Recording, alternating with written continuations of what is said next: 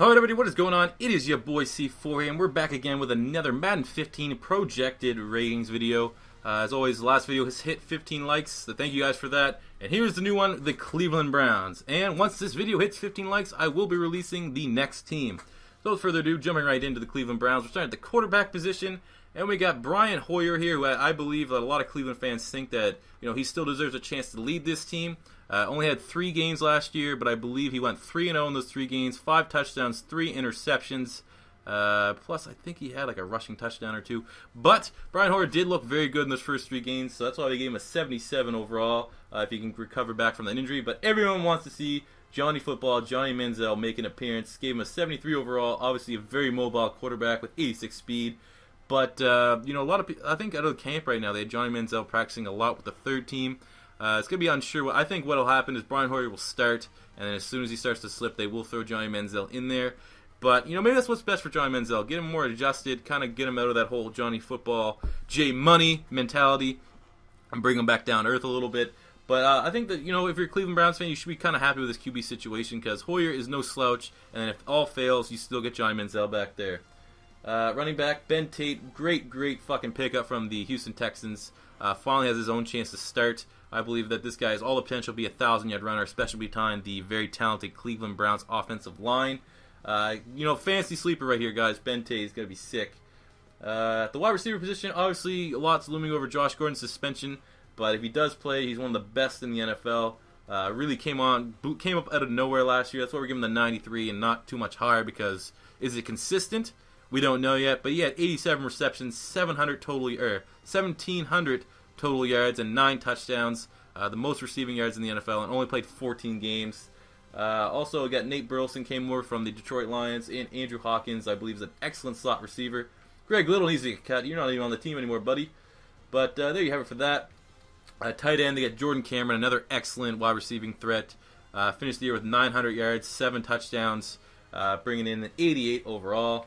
Offensive line, Joe Thomas, the perennial Pro Bowler, with a 98. John Greco, 79.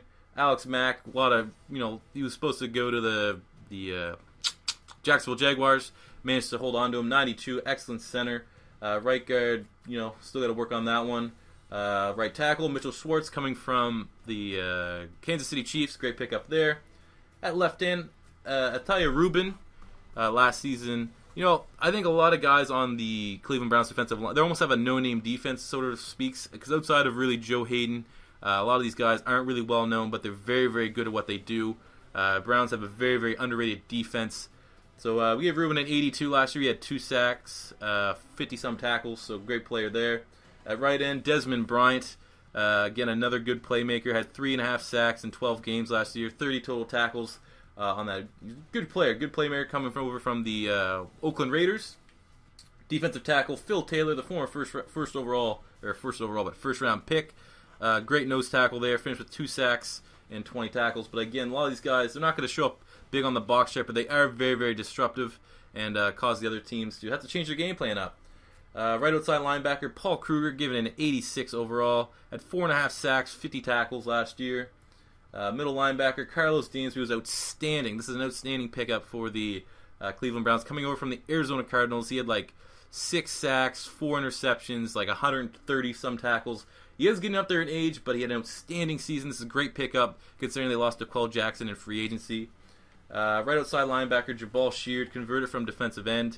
Another great player, 5.5 sacks last year, 30 total tackles, 83 overall. The rookie Barkevius Mingo sticking with the 76ers. Yet to really find his identity in that Cleveland Browns defense, but I assume he'll have a better sophomore season. Still had 5 sacks last year, more of a specialty package blitz player. But I mean, 5.5 sacks, 5 sacks, that's not bad at all. At corner, Joe Haden. I believe Joe Haden is the 2nd best corner in the league, behind obviously Richard Sherman. Got his big time payday. Had 4 interceptions last year, 55 tackles. An excellent pickup. To add Justin Gilbert with him. I think him and Justin Gilbert are going to form an excellent cornerback combination. And the fact that they could get Gilbert and still land Johnny Manziel, that was an excellent first round for the Cleveland Browns. Expect that's gonna be fucking sick to see those guys, how well they gel.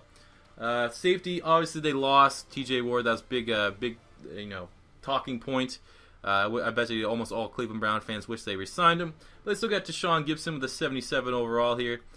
He had 5 interceptions last year, almost 100 tackles, so looking to set him to have a bigger role this year. And they brought in Donte Whitner to replace T.J. Ward. You know, Donte Whitner from the San Francisco 49ers last year, very, very solid safety, doesn't make a lot of mistakes, and he's a huge open field tackler. So, you know, definitely you lose a little bit because T.J. Ward was a little bit younger and a little bit better of a playmaker, but you didn't lose a whole lot. It could have been way worse if you didn't get Donte Whitner. Let's put it that way. Billy Cundiff, 84, and Spencer Lanning, I guess, 65. But there you have it. Those are the Cleveland Browns' projected Madden 15 ratings.